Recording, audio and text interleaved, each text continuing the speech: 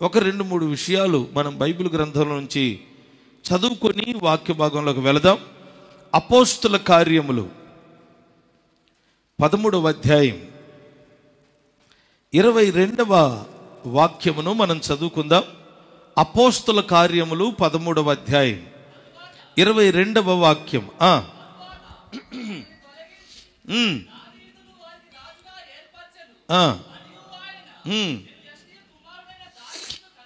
యెషయి కుమారుడైన దావీదును నేను కనుగొంటిని, అతడు నా ఇష్టానుసారమైన మనుష్యుడు, అతడు నా ఉద్దేశములన్నీ నెరవేర్చునని చెప్పి అతని గురించి దేవుడే సాక్ష్యమిచ్చెను. ఆమెను చెప్పండి. ఇప్పుడు మనం చదువుకున్నటువంటి వాక్య భాగంలో ఒక వ్యక్తి గురించి ప్రభువే సాక్ష్యమిస్తున్నాడు. ఏమని సాక్ష్యమిస్తున్నాడు?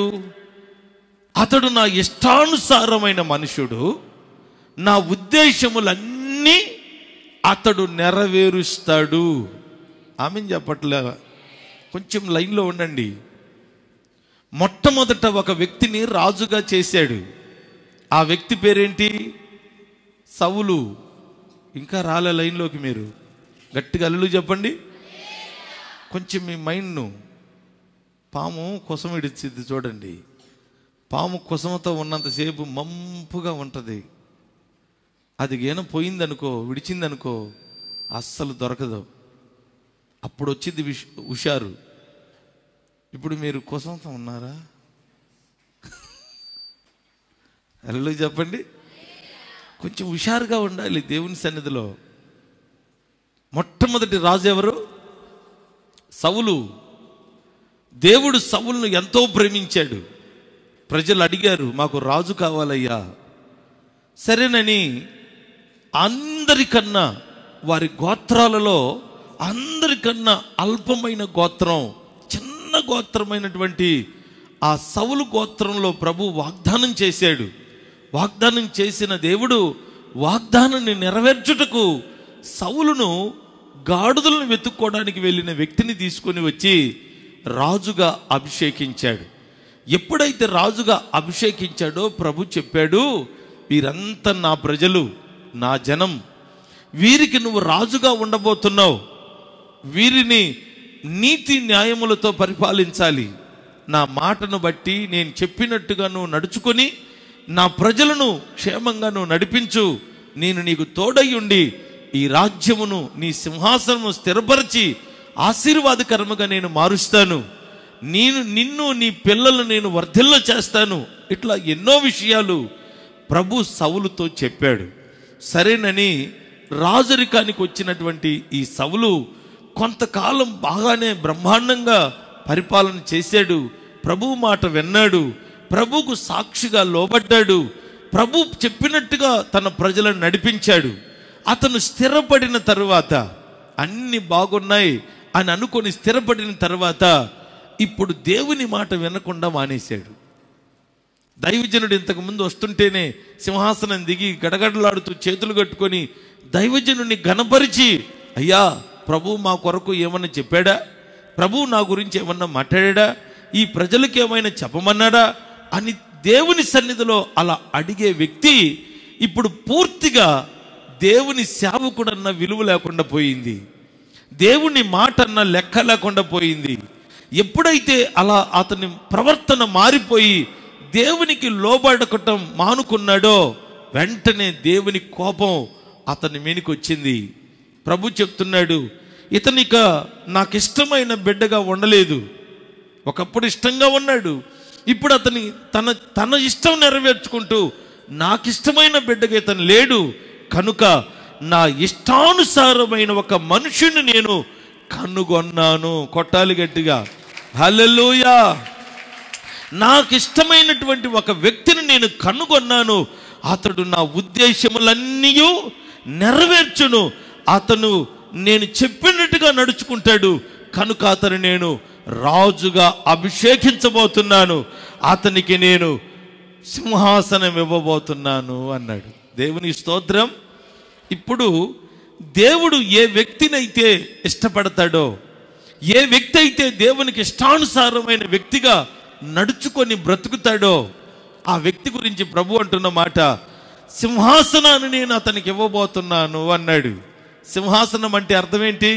అధికారం. అందరూ చెప్పండి, అధికారం, ఆశీర్వాదం.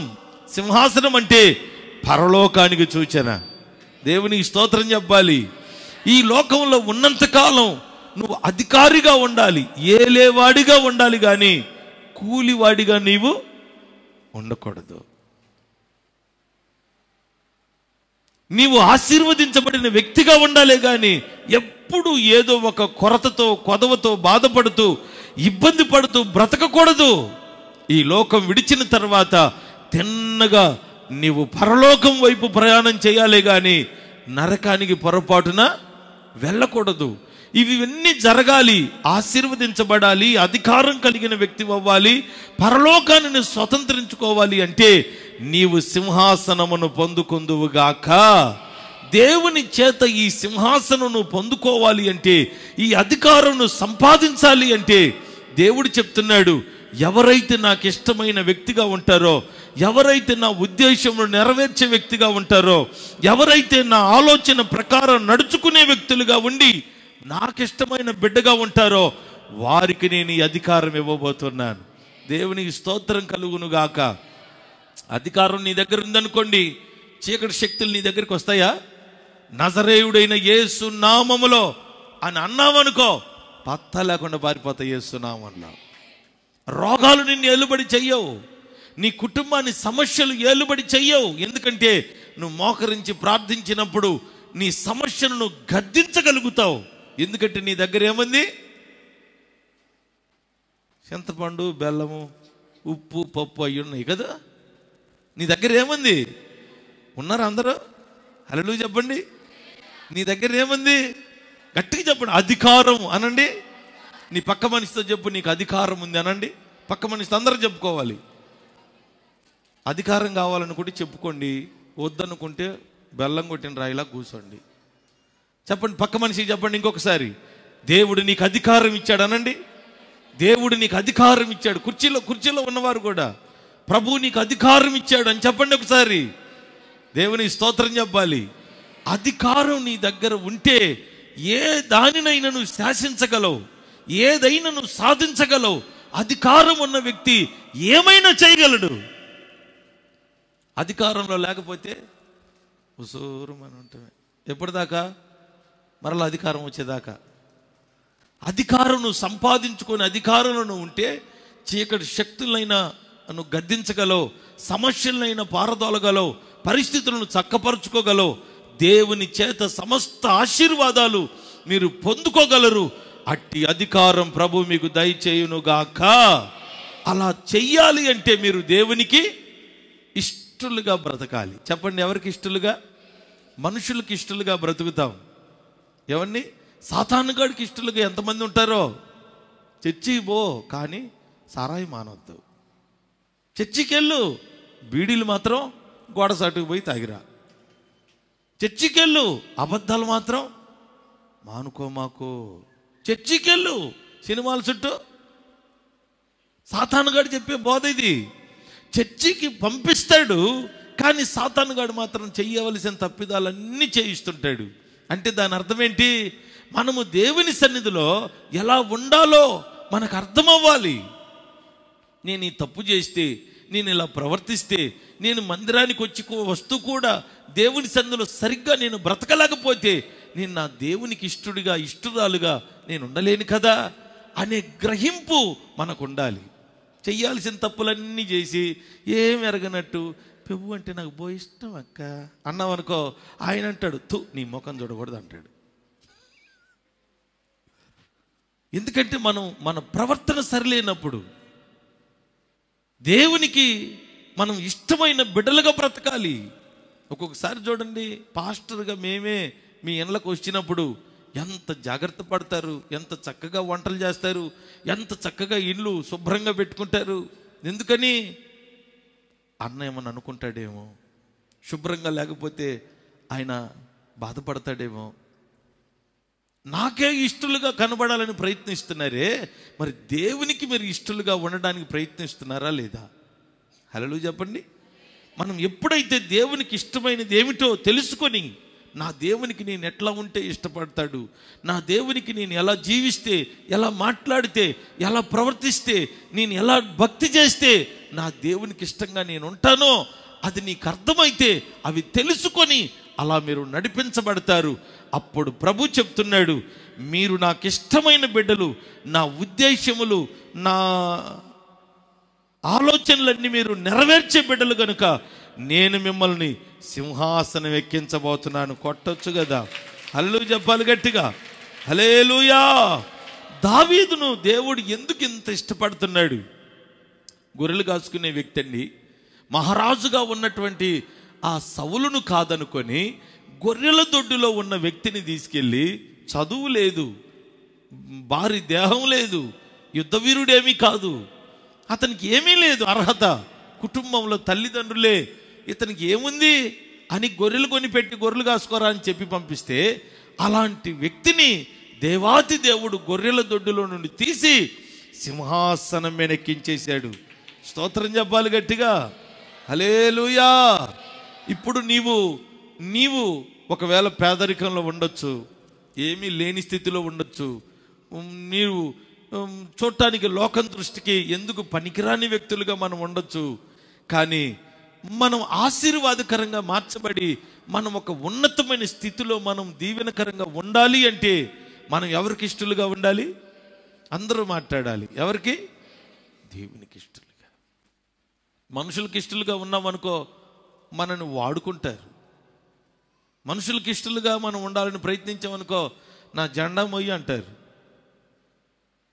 వారి అవసరాలకు మనని వాడుకొని వదిలేస్తారు. వారికి వీరికి మనం ఇష్టలుగా ఉండడం వలన మనకు ఒరిగే ఆశీర్వాదం ఏమి పెద్దగా ఏమీ ఉండదు మనకి. కానీ దేవునికి ఇష్టలుగా మీరు జీవిస్తే నువ్వు ఏ స్థితిలో ఉన్నా సరే, అట్టడుగునున్న స్థితిలో ఉన్నా సరే, నిన్ను లేవనెత్తి సింహాసనం ఎక్కించునుగాక. గట్టిగా చెప్పాలి, హల్లెలూయా. ఈ ఆశీర్వాదం నువ్వు పొందుకోవాలని నువ్వు తలస్తే నువ్వు దేవునికి ఇష్టమైన బిడ్డగా ఉందువుగాక. మరి ఈ దావీదును, సౌలును తప్పించి దావీదును రాజును చేశాడట. ఈ దావీదు మీద ఎందుకు ఇంత ఇష్టం కలిగి ఉన్నాడు? దావీదంటే దేవునికి ఎందుకు ఇష్టం? మనల్ని ప్రభు ఇష్టపడాలంటే మనలో ఏం క్వాలిటీస్ ఉండాలి? ఒక 2-3 విషయాలు త్వరగా మీకు చెప్తాను. శ్రద్ధగా దేవుని మాటలు వినండి. బైబిల్ గ్రంథంలో చదువుదాం 13వ అధ్యాయం, సమూయేలు మొదటి గ్రంథం 13వ అధ్యాయం 14వ వాక్యం చదువుదాం ఒకసారి. యెహోవా తన చిత్తానుసారమైన మనసు గల ఒకని కనుగొని ఉన్నాడు.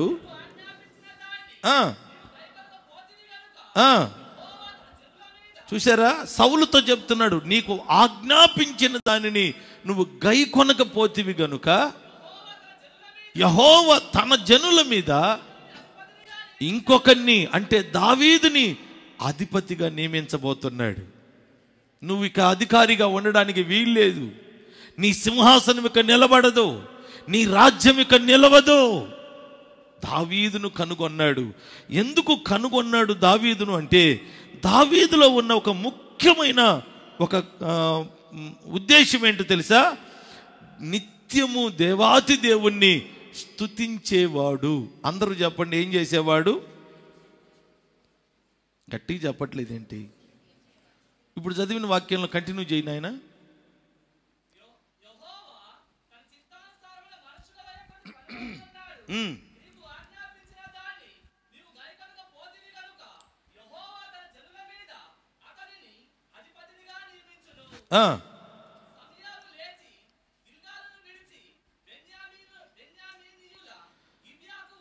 పదహారవ అధ్యాయంలోకి రా, మొదటి వాక్యం చదువు.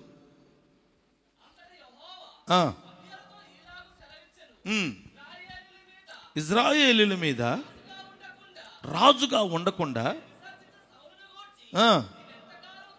నువ్వు ఎంతకాలం దుఃఖిస్తావు? నీ కొమ్మును పంపుచున్నాను, అతని కుమారుల్లో ఒకరిని ఆ, ఆ, ఉమ్, ఉమ్.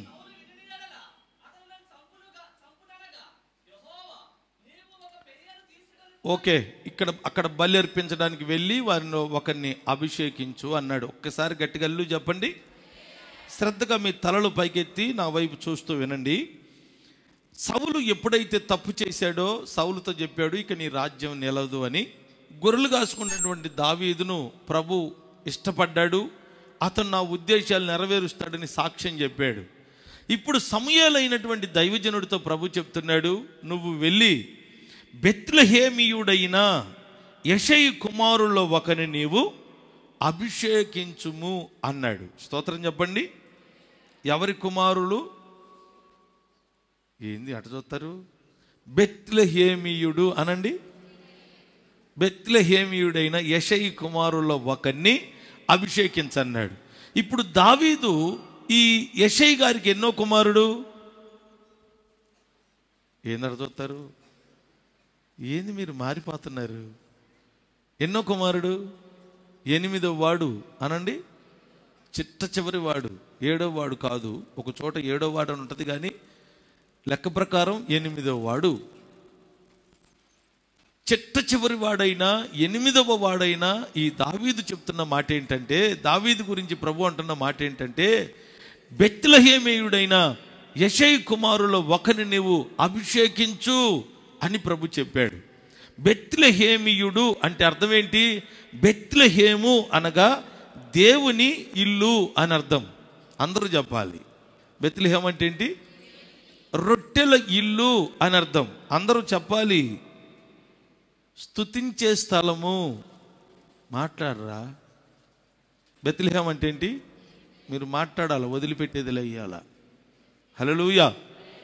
1 దేవుని ఇల్లు, 2 రొట్టెల ఇల్లు. అంటే ఏంటి? రొట్టెలు అంటే ఆ కాలంలో రొట్టెలు తినేవాళ్ళు కాబట్టి సమృద్ధి అయిన ఆహారం కలిగిన ఇల్లు అని అర్థం. దానికి ఇంకొక పేరు ఏంటంటే దేవుని స్తుతించే మందిరం. అదే ఇల్లు. దేవుని ఆరాధించే స్థలం అని అర్థం.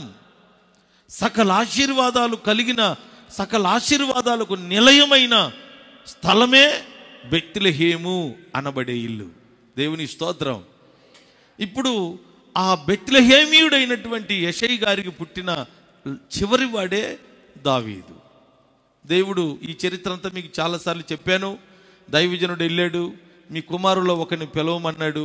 పెద్దవాడిని రాగానే పెద్దోడు బ్రహ్మాండంగా ఎత్తున్నాడు, లావున్నాడు, వీడైతే సరిపోతాడని అనుకున్నారు. వెంటనే ప్రభు గద్దించాడు, ఇదిగో సమూయేలు, మీరు పై రూపాన్ని చూసి మోసపోతారు. నేను పై రూపాన్ని చూసేవాడిని కాదు. ఏం చూస్తానన్నాడు? అంతరంగాన్ని చూసేవాడను. ఇతను నేను తృణీకరించేశాను, నేను ఇతను విసర్జించాను, అతను పక్కన పెట్టు అన్నాడు. 7 తీసుకొచ్చారు, 7 పక్కన పెట్టేశాడు యేసయ్య. పాపం పాస్టర్ గారు డేలా పడ్డాడు. ఇంకేంటి, అందరూ అయిపోయిరి. అప్పుడు కూర్చొని అడిగాడు ఒక చొక్క మంచినీళ్ళు తాగి, యెషయి గారు, ఇంతమందేనా నీ పిల్లలు? ప్రభు నాకేమన్నా, నేను భ్రమపడ్డానా? ప్రభువే నాకు చెప్పాడా అని ఆలోచనలో పడి, ఇంకా ఎవరన్నా ఉన్నారా అని అడిగాడు. ఉన్నాడండి, కడసారి వాడు గొర్రెలు కాసుకుంటున్నాడు, వాడితో పెద్దగా పని లేదులేమని పిలవలేదండి అన్నారు. అప్పుడు వెంటనే అతన్ని కూడా పిలిపించమన్నాడు. అంతే, అతను పిలిపించినప్పుడు అతను వస్తుండగానే, అల్లంత దూరంలో ఉండగానే ప్రభు ఆత్మ సమూయేలుతో చెప్తున్న మాట, నేను కోరుకున్నవాడు అతనే. కొట్టుగట్టిగా, నేను కోరుకున్నవాడు అతనే. నువ్వు వెళ్ళి, పరిగెత్తుకుంటూ వెళ్ళి అతన్ని తల మీద నూనె పోసి అతన్ని రాజుగా అభిషేకించు అని ప్రభు తొందరపడి చెప్పినట్టుగా చెప్పాడు. అల్లంత దూరంలో వస్తుండగానే, అడుగో అతడే, నేను కోరుకున్నవాడు అతడే అని చెప్పాడు. ఎందుకని? అతన్ని చూసినప్పుడు దేవునికి అంత ఇష్టం కలిగింది. ఎందుకని దావీదు అంత ఇష్టడిగా బ్రతికాడు అంటే, 1 దావీదు నిత్యము దేవుణ్ణి స్తుతించేవాడు. చదవండి త్వరగా కొన్ని వాక్యాలు. కీర్తనల పుస్తకం 27వ కీర్తన 6వ చరణం. కీర్తన 27:6.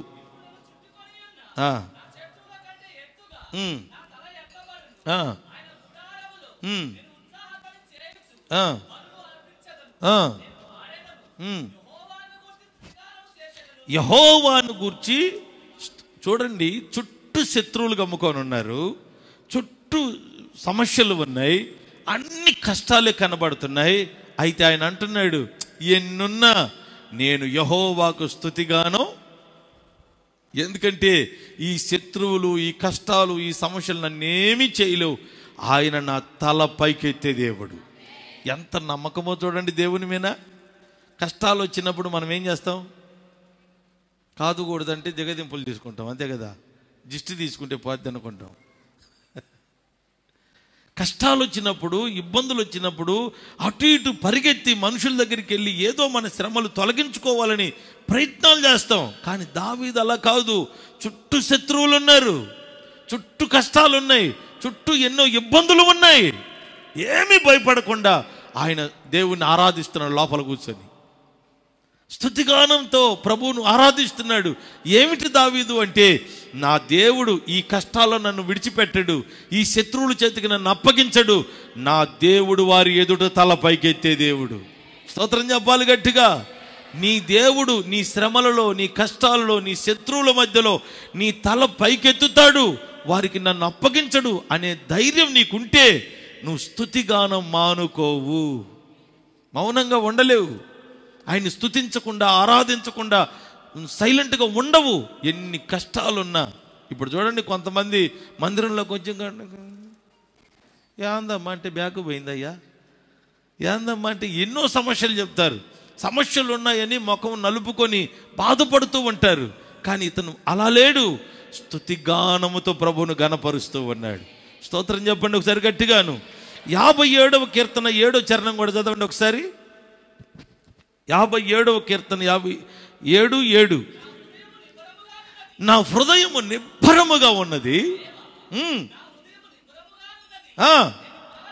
నేను పాడుచు స్తుతిగానము చేసేదను అంటున్నాడు.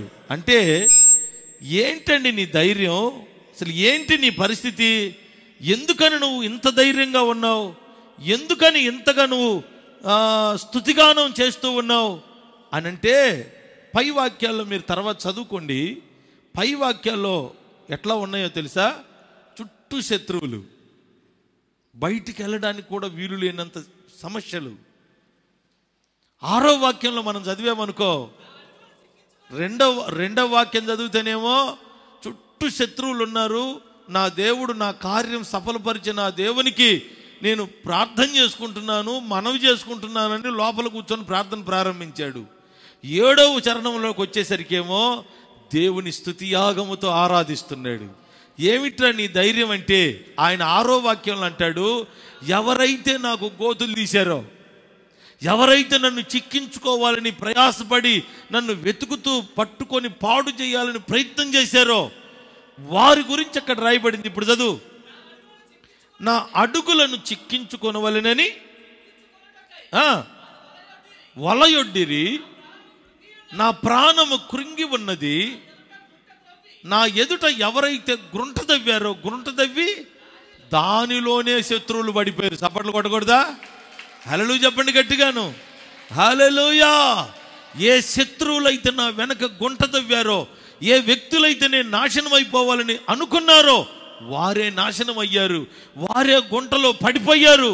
నా దేవుడు నా తల పైకెత్తేవాడు. కొట్టొచ్చు కదా సంతోషంగా.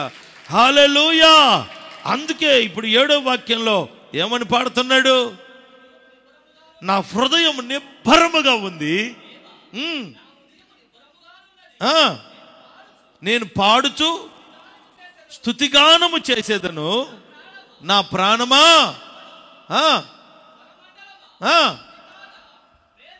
చూసారా? ఒక్కడు కాదండి బాబు, తన దగ్గర ఉన్నటువంటి వాయిద్యాలన్నిటినీ మేలుకొలిపి అన్నిటితో ఆరాధిస్తున్నాడు. అంత గొప్ప మనసండి. ఇంకా ఒక మాట చదవండి, 108:1.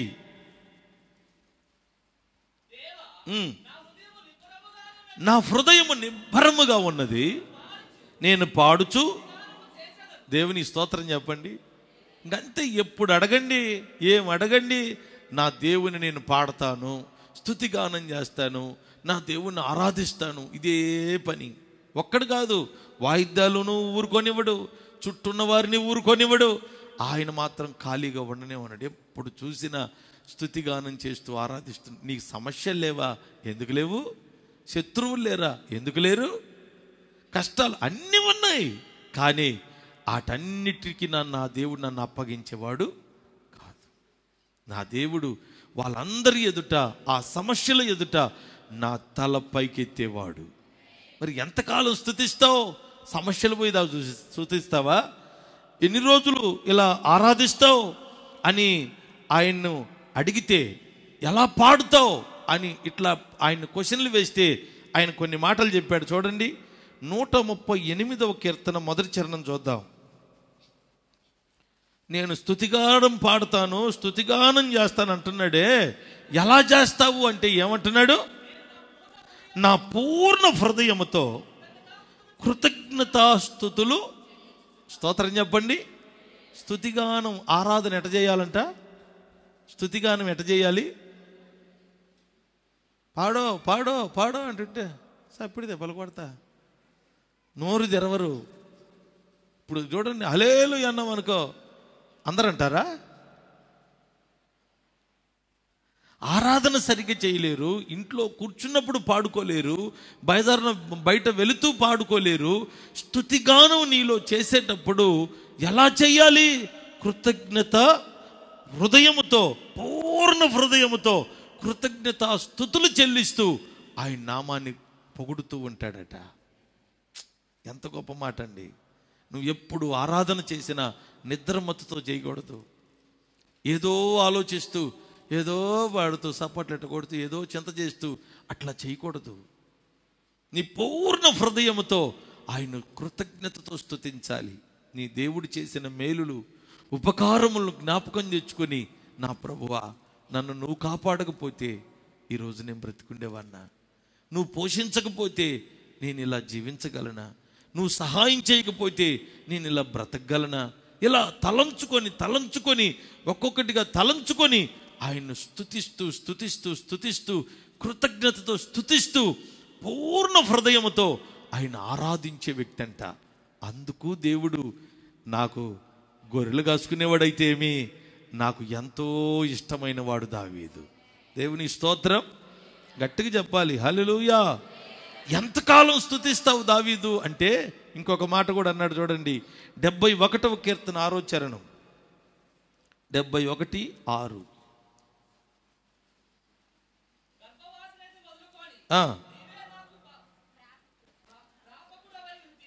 ప్రాపకుడవై ఉంటివి,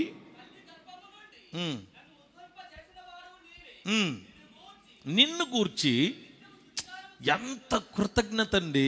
అసలు నేను పుట్టానంటే నా తల్లి గర్భము నుండి ఉద్భవింప చేసిన వాడవు నీవు. ఇంకా నాకు వేరే కారణం ఏం కావాలి?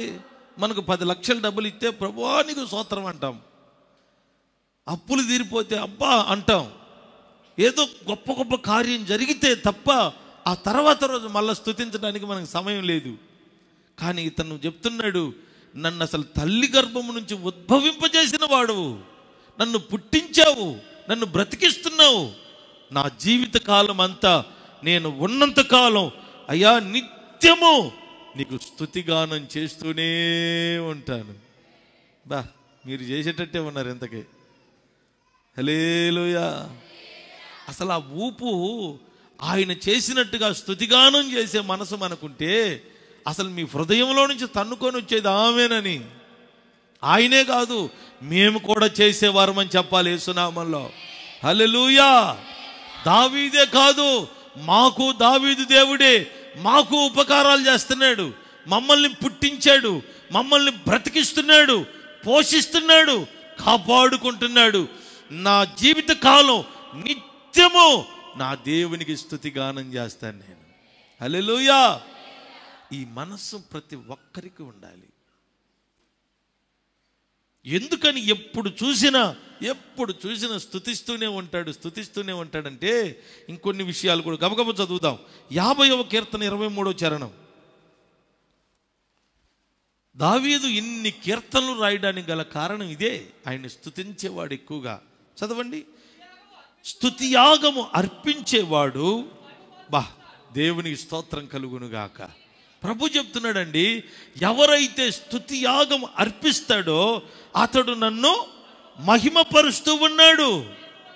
నేను వానికి రక్షణ కనపరచున్నట్లు తన మార్గమును సిద్ధపరచుకుంటున్నాడట. ఎవరు? ఇప్పుడు మీ అందరికీ మంచి మార్గం కావాలి. మీరు ఎక్కడికి వెళ్ళినా, ఏ పని చేసినా ఆశీర్వాదకరంగా మీరు ఉండాలి. వద్దా? ఆమె చెప్పలేదేంటి? మరి ఎట్టుండాలి? మీరంతా అందరూ చెప్పాలి. ఆశీర్వాదకరంగా మీరు ఉండాలి. ఇప్పుడు సకల ఆశీర్వాదాలు ప్రభు మీకు ఇస్తూ, ఎక్కడికి పోయినా క్షేమంగా తిరిగి వస్తూ, ఏ పని చేసినా దీవెనకరంగా నడిపిస్తూ, ఇన్ని విధాలుగా ప్రభు మీకు మేలు చేస్తూ ఉంటే, ఈ మార్గం ఆశీర్వాదకరమైన మార్గం మనకు కావాలి అంటే నువ్వు నిత్యము చేయాల్సిన పని ఏంటంట? స్తుతియాగం అర్పించడమే. అందరూ చెప్పండి. నువ్వు స్తుతియాగం అర్పించే వ్యక్తివైతే రక్షణ ఆశీర్వాదకరమైన మార్గం నీకు నీవే సిద్ధపరుచుకొనుచున్నావు. స్తుతియాగం నీ నోట లేదనుకో, ఆమెన్ లేదు, హల్లెలూయా లేదు, ఆరాధన లేదు, ఎక్కడికి వెళ్ళినా ప్రభువుని స్తుతించుకుంటూ నీ హృదయంలో నుండి ఎప్పుడు దేవునికి ఆరాధన చెల్లించుకుంటూ ఉంటే నీ మార్గం చక్కగా సిద్ధపడతా ఉంటుంది. అట్లా కాదని ఎప్పుడు సమస్యలను ఆలోచిస్తూ, వాళ్ళ సంగతులు ఆలోచిస్తూ, వీళ్ళ సంగతులు ఆలోచిస్తూ, ఏదేదో చింత చేస్తూ నీ సమయం అంతా వృధా చేసుకుంటూ దేవునికి ఇవ్వవలసిన సమయాన్ని దేవునికి ఇవ్వకుండా నువ్వు నడిస్తే నీ మార్గం కఠినంగా మారిపోద్ది, కష్టంగా మారిపోద్ది, ఇబ్బందికరంగా ఉంటుంది.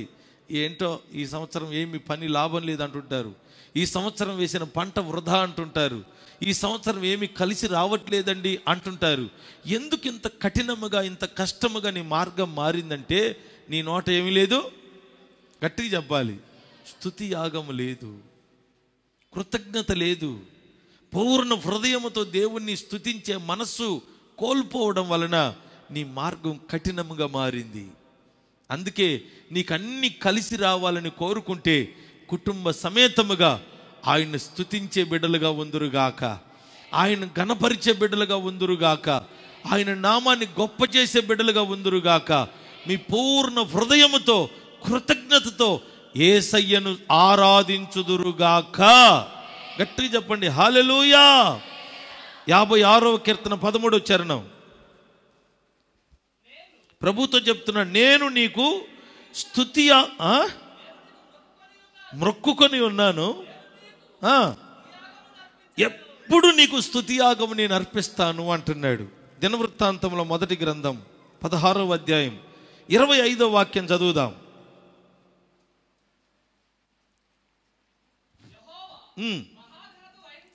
చూడండి, ఇప్పుడు దావీదు ప్రభు గురించి ఆయన మనసును ఎరిగిన వాడై ఏమని రాస్తున్నాడంటే, ఆయన మహాఘనతను వహించువాడు, ఆయన బహుగా అదిగా మనసును గుర్తుపెట్టాడు. నా దేవునికి ఏమి ఇష్టమో తెలుసా? నేను ఇచ్చే రూపాయి కాదు. వరే వరే వరే వరే వరే వరే ఏంది ఉద్యోగం వచ్చింది వాడికి? హల్లెలూయా చెప్పండి. దేవుని మనస్సును గుర్తుపెట్టాడు. నా దేవునికి ఏది అవసరం? నా డబ్బులు అవసరమా? నా స్తుతియాగం అవసరమా? ఏది అర్పిస్తే నా దేవునికి ఇష్టం, సంతోషిస్తాడు, నన్ను ఆశీర్వదిస్తాడు అనేది దేవుని మనస్సును గుర్తుపట్టిన వాడై ఇప్పుడు అంటున్నాడు, ఆయన బహుగా స్తుతి నొందదగిన వాడు. ఆమేన్ చెప్పండి. ఇప్పుడు బహుగా దేవుడు స్తుతి నొందదగిన వాడు గనుక ఆయన స్తుతిస్తే ఏమైందంటారు? నీ మార్గం సరళమైద్ది, నీ మార్గం ఆశీర్వాదకరంగా మారిపోద్ది. భారముగా, కష్టముగా, ఇబ్బందికరంగా ఉన్న నీ మార్గం, నీ జీవితం ఆశీర్వాదకరంగా మారిపోద్ది. దేవుని స్తోత్రం. అందుకే దావీదు దేవుని మందసాన్ని తన ఇంటికి తీసుకొని వచ్చేటప్పుడు 4,000 మందిని పెట్టాడట. ముందు స్తుతించే వారిని, పాటలు పాడేవారిని, దేవుని స్తుతితో గణపరిచేవారిని. ఇప్పుడు నేను హల్లెలూయా అంటే మీరందరూ ఏమంటున్నారు? ఏదో ఒకసారి చెప్పండి గట్టిగా, హల్లెలూయా. అట్లా పలికేవారిని ఎన్ని వేల మందిని? 4,000 మందిని పెట్టుకున్నాడు. బోర్రలు తీసుకొని ఊదే యాజకులను పెట్టుకున్నాడు, వాయిద్యాలు వాయించే వారిని పెట్టాడు. ఇంత సమూహమును వెంట పెట్టుకొని దేవుని మందసమును తీసుకొని వస్తూ ఉంటే నాట్యమాడుతున్నాడు. వారు సరిపోరని, దేవునికి ఇష్టమైందని ఎరిగిన వాడై, ఆయన మనస్సు తెలుసుకున్నవాడై దేవుని సన్నిధిలో ఇక ఎంతగా నాట్యమాడుతున్నాడంటే అంతగా నాట్యమాడుతున్నాడు. బైబిల్లో రాయబడి ఉంటుంది, పైన ఉన్న వస్త్రం కూడా ఊడిపోయిందంట ఆయనకి. ఆ వస్త్రం పోయిన సంగతి కూడా తెలియనంతగా మైమరిచి ఆరాధనలో దేవునితో మమేకమైపోయాడు. పిచ్చిది పాపం భార్య ఆయన అవమానపరిచింది. పిచ్చోడా, నువ్వు ఒక మహారాజు అయి ఉంటే పిచ్చి పిచ్చి డాన్సులేంటి, మహారాజు అంటే ఎట్టుండాలి, డిగ్నిటీగా ఉండాలి కదా అని అవమానపరిచింది. వెంటనే ప్రభు ఆమెను శపించేశాడు. నువ్వు బ్రతికినంత కాలం నీ గర్భం మూయబడునుగాక అన్నాడు. కానీ దావీదుకు మాత్రం ఘనమైన ఆశీర్వాదాన్ని ఇచ్చాడు. దేవుని స్తోత్రం. దావీదు జీవితం, దావీదు చరిత్ర మహిమకరంగా మారిపోయింది. ఎందుకు అంటే దేవుడు దావీదును ఎంతగా ఆశీర్వదిస్తున్నాడంటే దావీదు దేవుని మనసును గుర్తుపెట్టినవాడు. అందుకే నా ప్రభువుకి ఏమవసరం అంటే స్తుతియాగం అవసరం. నా దేవుడు సమస్తం తయారు చేసిన వాడు స్తుతి నొందుటకు అర్హుడైనా, అందుకే నా దేవుని నేను ఎప్పుడు స్తుతిస్తూనే ఉంటాను. పాత నిబంధన కదన్నయ్య, ఇప్పుడు మనం కూడా స్తుతించాలా అంటే స్తుతించాలి. నువ్వు దేవుని రాకడలో ఎత్తబడాలని కోరుకుంటే, దేవుని ఆశీర్వాదాలు సంపాదించుకొని సంతోషంగా బ్రతకాలని కోరుకుంటే, ఈ లోకం విడిచేంత వరకు, ప్రభు రాకడ వచ్చేంత వరకు ఈ లోకంలో మనం చేయవలసిన పని ఏదైనా ఒకటి ఉందంటే అది ఇదే. చదవండి, హెబ్రీలకు రాసిన పత్రిక 13వ అధ్యాయం 14-15 వాక్యాలు చదువుదాం. హెబ్రీ పత్రిక 13, 14-15 వాక్యాలు. నిలువరమైన పట్టణం మనకు లేదు గాని ఉండబోవుచున్న దానికోసం ఎదురు చూచుచున్నాము. కాబట్టి ఆయన ద్వారా మనము దేవునికి ఎల్లప్పుడు ఏం చేయాలి? స్తుతియాగము చేయుదుము. అనగా స్తుతియాగము చేయడం అంటే ఏంటి? స్తుతియాగము చేయడం అంటే అనగా ఆయన నామమును ఒప్పుకొనుచు జిహ్వ ఫలమును అర్పించదము. ఆమేనండి. చూసారా, స్తుతియాగం అర్పించాలి. ఎప్పటిదాకా? ప్రభు రాకడ వచ్చేంత వరకు. మనం ఈ లోకమును విడిచేంత వరకు ఆదివారం వచ్చి ఆదివారం వేయడం కాదు సింధు. నువ్వు ఎక్కడున్నా నీ జిహ్వ ఫలం దేవునికి అర్పిస్తూనే ఉండాలట. దేవుని స్తోత్రం చెప్పండి. ఈ భూమి మీద ఉన్నంత కాలం మనం స్తుతియాగం అర్పించాలి. ఏమిటి స్తుతియాగం అంటే ఆయన నామాన్ని ఒప్పుకుంటూ ఉండాలి. చెప్పండి, ఏం ఒప్పుకోవాలి? నోరు తెరిచి గట్టిగా చెప్పండి. ఏమిటి ఆయన నామం? నామం అంటే అడనామాలు కాదు, నిలువు నామాలు కాదు. మా నాన్న ఒక్కొక్క పండక్కి ఒక్కొక్క నామాలు పెడతాను నాకు. ఒక పండగ వచ్చిందనుకో ఇట్ట ఒక్కటే నామం పెడతాడు ఎర్రగా. ఇంకొక పండగ వచ్చిందనుకో పంగనామం పెడతాడు. ఇట్ట 3 ఉంటాయి. ఇంకొక పండగ వచ్చిందనుకో ఇట్లా ఎట్లా అంటాడు, అటనామాలు పెట్టేస్తాడు. ఇప్పుడు మనం ఆ నామాల గురించి కాదు. ప్రభు అంటుంది నామము అంటే దేవుని పేరు. ఆయన ఎవరు, ఏమై ఉన్నాడు, ఆయన నామాన్ని ఎప్పుడు ఎందుకు పొగుడుచూ ఉండాలి, ఎందుకు ఆయన నామాన్ని మన నోటితో ఒప్పుకుంటూ ఉండాలి అంటే ఆయన మనకు రక్షకుడై వచ్చాడు. చెప్పండి, ఆయన ఎవరు? అందరూ చెప్పండి. నిన్ను రక్షించుకునేవాడు. పాపం నుంచి రక్షించాడు, అపాయం నుంచి రక్షిస్తున్నాడు. ఆ ప్రతి విషయంలో నిన్ను రక్షించుకుంటున్నవాడు. ఆయన పేరేం పేరు? అందరూ చెప్పరేంటండి? రక్షకుడు. నీకు ఆరోగ్యం ఇస్తున్నాడు కదా, ఆయన పేరు ఆరోగ్య ప్రదాత. చెప్పండి. నిన్ను తల్లి మరచిన, తండ్రి విడిచిన, మనుషులందరూ కాదనుకున్నా నిన్ను ప్రేమిస్తున్న దేవుడు. ఆయన పేరేంటి? ప్రేమాస్వరూపి అనండి. ఇట్లా ఎన్నో ఎన్నో నామములు కలిగిన వాడు ఆయన. ఆరాధన చేసే ప్రతిసారి ఏదో శృతి శృతి శృతి శృతి శృతి శృతి శృతి శృతి శృతితోనే ముగించకూడదు నీ ఆరాధన. ఆరాధన చేసేటప్పుడు దేవుని సన్నిధిలో ఆయన పొగడాలి. నన్ను కాపాడుతూ వచ్చావు, నాకు ఆరోగ్యం ఇస్తూ వచ్చావు, నన్ను ఎంతగానో మనుషులు విడిచిపెట్టినా నన్ను విడవని దేవుడవు, నన్ను ప్రేమించావు, ప్రేమా స్వరూపివి, శాశ్వతమైన ప్రేమతో ప్రేమిస్తానన్నావు అని ఆయన నామాన్ని అలా పొగుడుతూ ఉండాలి. ఆయన సర్వశక్తిమంతుడని, సర్వోన్నతుడని, ఏమండి సమస్తమును తయారు చేసిన వాడని, నజరేయుడని, ఇలా ఒక్కొక్కటి ఆయన నామములు ఒక్కొక్కటిగా ఉచ్చరిస్తూ ఆయన నామాన్ని పొగుడుతూ ఆయన స్తుతి చెల్లిస్తూ ఉండాలి. ఊరక నోటితో చెప్పడం కాదు, జిహ్వ ఫలం ప్రభువుకు మనం అర్పిస్తూ ఉండాలంట. అందరూ చెప్పండి, ఏ ఫలం? మామిడి ఫలం, జామ ఫలం, ఈ మధ్య ఏ ఫలం? అదే ఎర్రగా ఉంటుందే, అదే డ్రాగన్ ఫలం, కివి ఫలం, ఇట్లాంటి ఏదేదో ఫలాలు. ఈ ఫలాలు కాదు యేసయ్య కోరుకునేది. నీ హృదయములో నుండి ఆయన నామాన్ని నువ్వు పొగుడుతూ ఉంటే, ఆయన నామాన్ని నువ్వు ఉచ్చరిస్తూ ఉంటే, ఆయన్ను గొప్ప చేస్తూ ఉంటే, నీ హృదయములో నుండి వస్తున్న ఆ సంతోషం ఉంది చూడండి, అది దేవునికి కృతజ్ఞతతో మనం ఇచ్చే ఫలం. దేవునికి స్తోత్రం. ప్రభువా, నువ్వు కాపాడకపోతే ఈరోజు వరకు నేను బ్రతకగలనా? నువ్వు నన్ను స్వస్థపరచకపోతే నేను ఆరోగ్యంగా ఉండగలనా? నన్ను కాపాడుకొని ఈ రోజు వరకు నన్ను నిలబెట్టుకోకపోతే నేను బ్రతకగలను? ఇట్లా ఒక్కొక్కటి ప్రభుతో చెప్పుకుంటూ కృతజ్ఞతతో మనం స్తుతిస్తూ ఉన్నామనుకోండి, మనలో నుండి, మన హృదయంలో నుండి జిహ్వ ఫలం ప్రభువుకు అంగీకారముగా అర్పించబడుతుంది. దేవునికి స్తోత్రం. దేవుడు కోరుకునేది ఇది. అంతరంగములో నుండి, హృదయములో నుండి జిహ్వ ఫలం ప్రభు కోరుకుంటున్నాడు. అంతేగాని ఒక టెంకాయో 2 అట్టి పనులు తీసుకెళ్ళి ఇది నీకు ఇది నాకని, ఒక సిప్ప నీకు ఒక సిప్ప నాకు, మన బతుకు సిప్పే. ఆ సిప్పలు కాదు మనం ఇవ్వాల్సింది, తీసుకోవాల్సింది.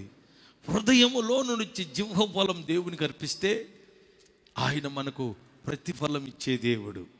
చెప్పండి గట్టిగా ఆమేనని. హల్లెలూయా. అందుకని దేవుని సన్నిధిలో మనం స్తుతియాగం అర్పించాలట. బైబిల్లో చాలాసార్లు భక్తులు ఎజ్రా దేవుని మందిర పునాది వేసేటప్పుడు అందరూ బూరలు పట్టుకొని ఊదుతూ, వాయిద్యాలు వాయిస్తూ, దేవుని సన్నిధిలో స్తుతియాగం అర్పిస్తూ పునాది వేసిరి అని రాయబడింది. ఎందుకని స్తుతులు చెల్లిస్తూ పునాది వేయాల్సి వచ్చింది? స్తుతులతో కట్టబడిన మందిరం, స్తుతులతో కట్టబడిన కుటుంబం, స్తుతులతో కట్టబడిన జీవితం ఫలభరితముగా మారుతుంది. స్తోత్రం చెప్పాలి గట్టిగా. ఇంకా బైబిల్లో చెప్పాలంటే యెహోషాపాతు ఒకసారి యుద్ధానికి వెళ్ళేటప్పుడు, ఒకసారి ఏంటి, ఎన్నిసార్లు యుద్ధం వచ్చినా వాళ్ళ విజయ రహస్యం ఏమిటి అంటే, ముందు సైన్యానికి ముందు స్తుతించే వారిని పెట్టారు. వాళ్ళు బోరలు పట్టుకొని ఊదుతూ, వాయిద్యాలు వాయిస్తూ, గాంభీర ధ్వనులతో దేవుణ్ణి ఆరాధిస్తూ, స్తుతిస్తూ, ఘనపరుస్తూ సైన్యం ముందు కదులుతూ ఉంటే యుద్ధం యెహోవాది. వీళ్ళు చేయలే యుద్ధం చేసింది ఎవరు అంటే దేవుడే. వీళ్ళ దగ్గర ఆయుధాలు ఉన్నాయి కానీ వాడలా. వాళ్ళకాళ్ళే శత్రువులకు వాళ్ళకు వాళ్ళు వచ్చారు, ఇటుపక్క వచ్చారు, అటుపక్క వచ్చారని వాళ్ళ కత్తులు ఒకటి కత్తి ఒకటి పొడిచేసుకొని శత్రువులు మొత్తం చచ్చిపోయారు. వీళ్ళు ఏం చేస్తున్నారు? ఆరాధన, స్తుతి ఆరాధన, విజయమునిచ్చిన యేసయ్యా, విజేతగా నిలిపిన యేసయ్యా, ఇవ్వగలను యేసయ్యా నిన్ను స్తుతించి. అందరూ పాడదాం గట్టిగా. గ్లోరీ.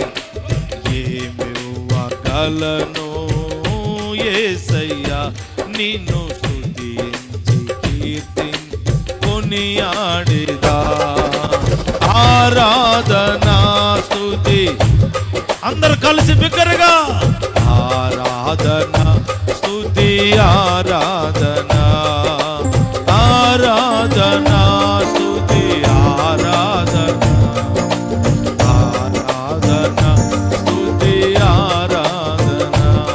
హల్లెలూయా. వాళ్ళు చేసిన పని అంతదే, ఆరాధన చేస్తూ ఉన్నారు. యుద్ధమేమో ప్రభు చేసాడు. శత్రువులు ఎక్కడ వాళ్ళు అక్కడ కుప్పకూలిపోయారు. యుద్ధంలో విజయం ఇజ్రాయేల్ ప్రజలకు వచ్చేసింది. దేవునికి స్తోత్రం కలుగును గాక. ఇప్పుడు యుద్ధమైన మనకి ఎన్నో సమస్యలు కష్టాలు వస్తాయి. వాటన్నిటిలో మనం చేయవలసిందేంటి? ఏం చేయాలి? ఒక మంచి గుమ్మడికాయ మంత్రించి కట్టుకుంటే పోద్దా? రచ్చరే కొట్టుకుంటే పోద్దా? పోదు. ఆరాధన చేసి చూడు, అద్భుతాలు నీ ఇంట ప్రారంభమవుతాయి. స్తుతించాలి, గట్టిగా స్తోత్రం చెప్పాలి. మన పితరులు ఎందరో స్తుతి చెల్లిస్తూ స్తుతి ఆరాధన ద్వారా ఎరుకో గోడలు కూల్చివేశారు. యేసునామంలో పునాదులు కదిలిపోయాయి, అగ్నిబలం చల్లార్చారు. దేవుని సన్నిధిలో ఎన్నో అద్భుతాలు చేశారు. ఈ స్తుతి ఆరాధనలో ఎంత బలం ఉంది. ఎప్పుడైతే మనం స్తుతి ఆరాధన కలిగి ఉంటామో మనము దేవునికి ఇష్టమైన బిడ్డలుగా మారిపోతాం. దేవునికి స్తోత్రం. కాబట్టి దేవుని సన్నిధికి వచ్చే మనం ఆరాధనకు విముఖులమై ఉండకూడదు. నిజముగా దేవుని నిజముగా ఆరాధించాలనే మనసు ఉండాలి. మందిరములో ఆరాధించాలి, నీ ఇంట్లో ఆరాధించాలి. నువ్వెక్కడున్న ఆరాధించే బిడ్డగా ఉందువుగాక.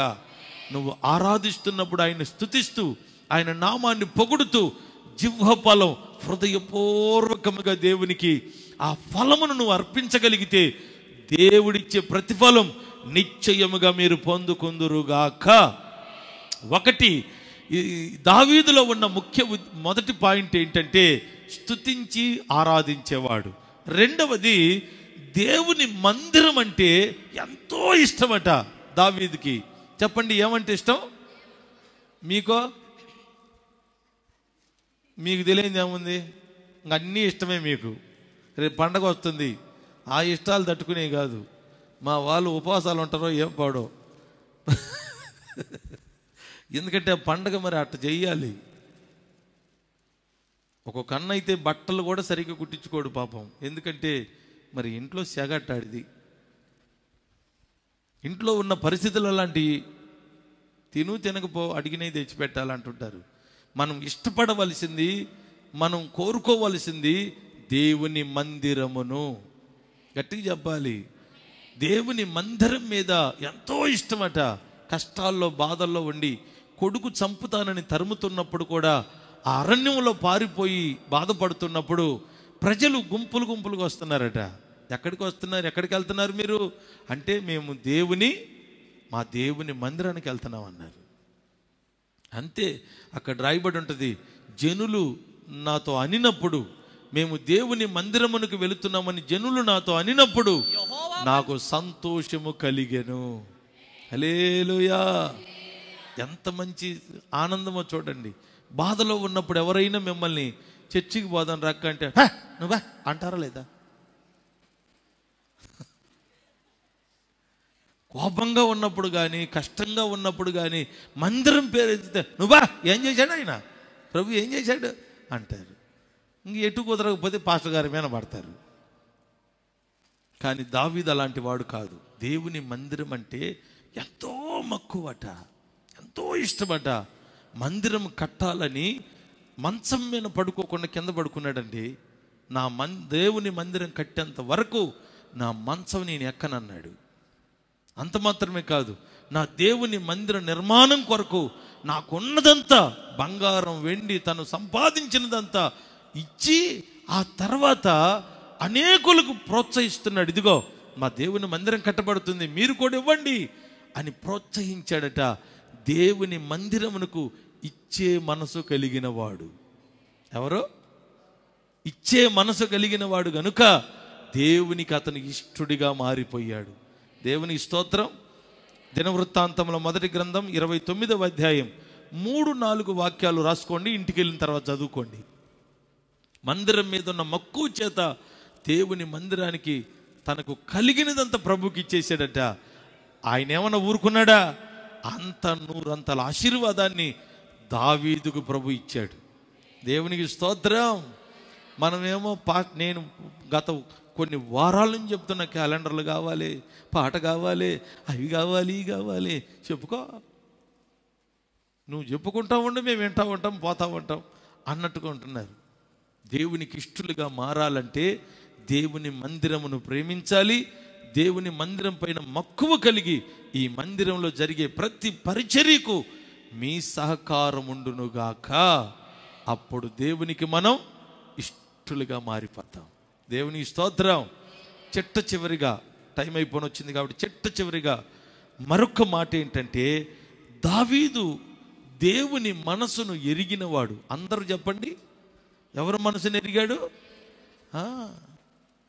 ఒక ఆమె ఏడుస్తూ చెబుతుంది, నా మనసు మా ఆయనకు అర్థమే కావట్లేదండి అని. నీ మనసు కాదమ్మా, ఆయన మనసు ఎరిగి ఉంటే చాలు. మీ మనస్సు దేవునికి తెలుసు, ఆయన మనస్సు మనకు తెలియాలి. దావీదు దేవుని మనసును ఎరిగినవాడు. అందుకే ఒకసారి యుద్ధానికి సైన్యం అంతటిని యుద్ధానికి పంపించేశాడు. అందరు యుద్ధానికి పోతే ఆయనకేం పని ఇంట్లో? ఆలోచించండి. నిజానికి యుద్ధానికి సైన్యం వెళ్ళేటప్పుడు రాజు ముందుండాలి, కానీ రాజు ఏమో ఇంటి దగ్గర ఉన్నాడు. సైన్యం అంతటిని పంపించాడు. దావీదో ఎందుకు ఇంటికాడున్నావు అంటే, మనసేం బాగలేదు బెదర అంటాడు. మనసు బాగలేకపోవటం ఏంటి? ఏమైంది నీకు? ఏం చెప్పను, కడుపు చించుకుంటే అంతే కదా, కడుపు ఏం చెప్తాం అంటున్నాడు. అసలు ఏమైంది నీకు అని ఆలోచిస్తే ఇంట్లో తన భార్యతో ఎప్పుడు తలనొప్పే. ఒక భార్య ఉందిలే, ఆ భార్య సామాన్యమైన భార్య కాదు. మరి మీ భర్తలకు మీరు ఎట్టున్నారో నాకు తెలియదు. దేవుడు మిమ్మల్ని ఆశీర్వదించును గాక. దావీదుకు జరిగిన తప్పిదని చెప్తా వినండి. మంచి భక్తి కలిగిన వాడు, ఆరాధికుడు, ప్రార్థన చేసేవాడు, దేవునికి మనసెరిగిన వాడు కదా. అలాంటి వాడు ఒకసారి ఈ భార్యాభర్తల కీచులాట్లో, భార్యాభర్తల గొడవలో, భార్యాభర్తల అసమాధానంతో బ్రతికిన బ్రతుకులో సైన్యం అంతటిని యుద్ధానికి పంపించి, ఇంకా ఏమున్నా ఇంట్లో పని ఏముంది, సైన్యం లేదు, యుద్ధ భూమిలో యుద్ధం చేస్తూ ఉంటే మనోడు ఖాళీగా ఉండలేక మిద్దెక్కాడు. సాయంత్రం పూట అట్లా మిద్దెక్కాడు. డాబా పైకి ఎక్కితే కింద పాపం ఒక ఆమె స్నానం చేస్తుంది. పైకి ఎక్కి ఆమెను చూశాడు, ఆమెను పిలిపించుకొని పాపం చేశాడు. ఈయన నీతి ఏంటో తెలుసా? పాపం మనసులో తనకు తాను నీతిగా ఎంచింది ఏంటంటే, వాళ్ళ భర్తను చంపించాడు, ఆమెను పెళ్లి చేసుకున్నాడు, పాపం కడిగి వేయబడింది, నీ నీతే కదా, న్యాయమే కదా అనుకుంటున్నాడు. కానీ దేవునికి నచ్చలేదు అది. వెంటనే దేవుడు నాతాను ప్రవక్తను పంపించాడు దావీదు దగ్గరికి. ప్రవక్త వచ్చి సింహాసనం మీద కూర్చున్న దావీదుతో వేలు చూపించి మాట్లాడాడు. ఏయ్ దావీదో, నువ్వు చేసింది తప్పు. నీ పొరుగు వాడిని చంపించి నీ పొరుగు వాడిని భార్యను నువ్వు హక్కుని చేర్చుకుంటే నీతిమంతుడు అయిపోతావా అన్నాడు. గడగడలాడుతూ, భయపడిపోయి గడగడలాడుతూ సింహాసనం దిగి మోకాళ్ళ మీద పడి దైవజనుడి దగ్గర కన్నీళ్లతో ఏడవడం మొదలుపెట్టాడు. అయ్యా, నేను చేసింది న్యాయం అనుకున్నాను, నేను చేసింది మంచిదే అనుకున్నాను, కానీ నేను పాపం చేశాను, నన్ను క్షమించమని ఇక ఆ రోజు నుండి దేవుని సన్నిధిలో ఏడవటం, ఉపవాసాలతో గడిపాడు, పశ్చాత్తాపడ్డాడు, ఏడుస్తున్నాడు. ఎంతవరకు ఏడ్చాడంటే ప్రభువు తన పాపమును క్షమించేంత వరకు ఏడుస్తూనే ఉన్నాడు. తన పాపం వలన ఒక కొడుకు పుట్టాడు. పుట్టిన వాడికి వ్యాధిని పెట్టాడు దేవుడే. ఉపవాసాలతో ఇంట్లో కూర్చొని ఏడుస్తున్నాడు. ఎంతమంది వెళ్ళి అయ్యా భోజనం చేద్దురు అయ్యా అంటే డోరు కూడా తీయట్లే, నాకు వద్దంటే వద్దంటున్నాడు. ఎప్పటిదాకా ఏడ్చాడో తెలుసా? అతను ఏడ్చే ఏడుపు సామాన్యమైంది కాదు. ఎందుకంటే దేవుని మనస్సును గుర్తుపట్టాడు. బైబిల్లో చదువుదామా? 51వ కీర్తనలో తన వేదనంతా రాశాడు. 51వ కీర్తన చదవండి.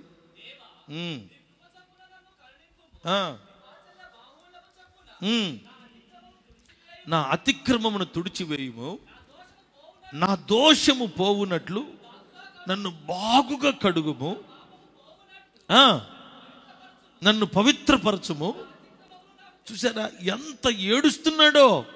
నా అతిక్రమములు నాకు అర్థమైపోయిందయ్యా, నాకు తెలిసే ఉన్నవి, నా పాపం ఎల్లప్పుడూ నా ఎదుటనున్నది, కేవలం నీకు నేను విరోధముగా పాపం చేసి ఉన్నాను, నీ దృష్టి ఎదుట నేను చెడుతనం చేశాను,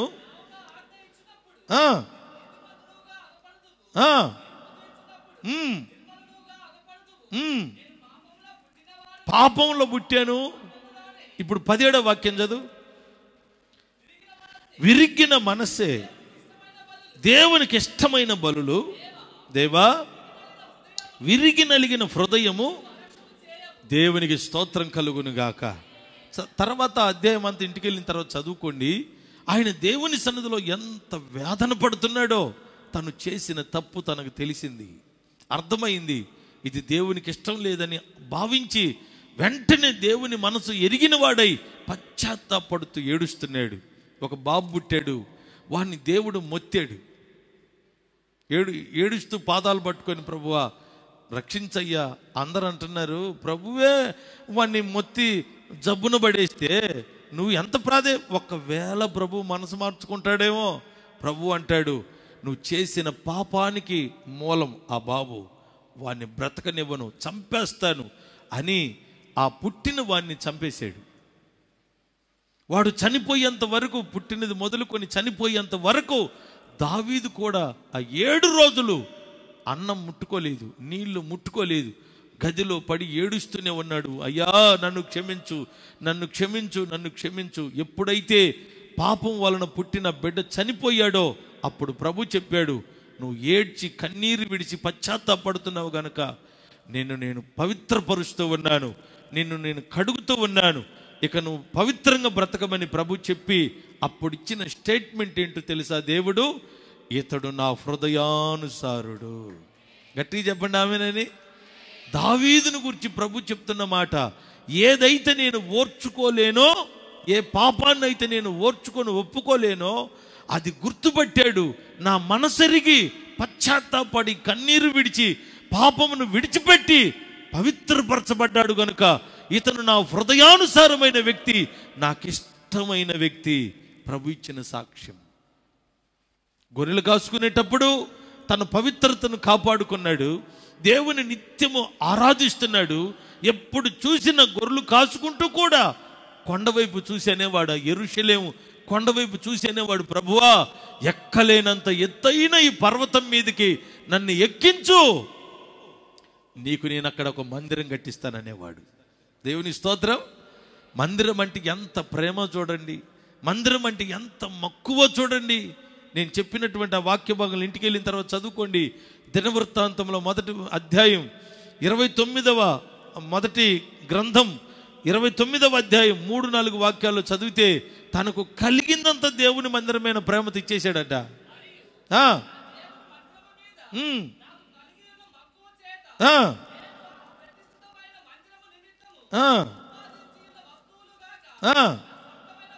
సొంతమైనది కూడా నేను నా సమస్తం నా దేవునికి ఇచ్చేసానంటాడు. తన పక్కనున్న వారిని ప్రేరేపించాడు దేవుని పని జరగడానికి. దేవుడు అందుకే నువ్వు నా ఇష్టానుసారమైన మనుషుడు దావీదని దేవుడు ఘనమైన ఆశీర్వాదాలతో అతను నింపాడు. దేవునికి స్తోత్రం చెప్పండి గట్టిగా. పాపము చేసినప్పుడు ఏదో బలర్పించి 16వ వాక్యం చదువు. 51:16 కీర్తన. నీవు బలిని కోరువాడవు కావు, ఒకవేళ కోరిన ఎడల నేను నీకు అర్పించేస్తాను. నువ్వు బలి కోరేవాడవు కాదయ్యా, విరిగి నలిగిన మనస్సు నువ్వు అలక్ష్యం చేసే దేవుడవు కాదు. స్తోత్రం చెప్పండి. చూసారా? అంటే ఒకవేళ బలి కోరుకునే దేవుడు అనుకో, లంచం ఇచ్చి మాఫీ చేద్దాం అనుకునేవాడే. కానీ దేవుడు అలాంటి కోరుకోవట్లేదు. పశ్చాత్తాపం కావాలి, పాపం విడిచిపెట్టాలి, పవిత్రపరచబడాలి, యథార్థముగా దేవుని సన్నిధిలో జీవించాలి, పద్ధతిగా ప్రభు కొరకు బ్రతకాలి, దేవుని కోసం నిలబడి చూడు. ఆయన చెప్తున్నాడు, మీరు నాకు ఇష్టమైన బిడ్డలు. ఆమెన్ చెప్పండి గట్టిగాను. 3 అనుభవాలు మీకు చెప్పాను. 1, దావీదు దేవునికి ఇష్టంగా మారడానికి మొదటి కారణం స్తుతి యాగం చేసేవాడు, ఎప్పుడు దేవుని ఆరాధిస్తాడు. 2, దేవుని మందిరం అంటే అందరూ చెప్పాలి. దేవుని మందిరం అంటే మీకులాగా వారం మార్చి వారం బల్లారాధనకు ఒకసారి వద్దాం, ఇట్లా అనుకునేవాడు కాదు. మందిరం అంటే ఎన్ని పనులున్నా వదిలేసి పరిగెత్తుకుంటూ రావాలని చూసేవాడు. మందిరంలో ఏదైనా పరిచర్య జరుగుతుందంటే తనకు కలిగినదంతా దేవునికి ఇవ్వాలని తపన పడేవాడు. అందుకే దేవుడు నువ్వంటే నాకు ఇష్టం దావీదు అని చెప్పి అతన్ని హెచ్చించడం మొదలుపెట్టాడు. దేవుని స్తోత్రం. ఇప్పుడు దావీదు గొర్రెలు కాసుకుంటుండే స్థితిలోనే గొర్రెలు కాసుకుంటూనే ఉన్నాడా? సింహాసనం ఎక్కి మహారాజు అయ్యాడా? మరి మీరు గొర్రెలు కానే ఉంటారా? సింహాసనం ఎక్కుతారా? ఆలోచించండి. మీ స్థితి గొర్రెలంటే గొర్రెలు గాయమని కాదు నేను అంటుంది. ఇప్పుడు మీరున్న స్థితిలో అలాగే ఉండకూడదు. సింహాసనం ఎక్కేవారిగా మనం మారాలి.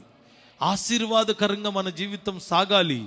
మీరు ఏ పని చేసిన విజయం మీ జీవితంలో అనుభవించాలి. మిమ్మల్ని అందరినీ దేవుడు గొప్ప చేయును గాక.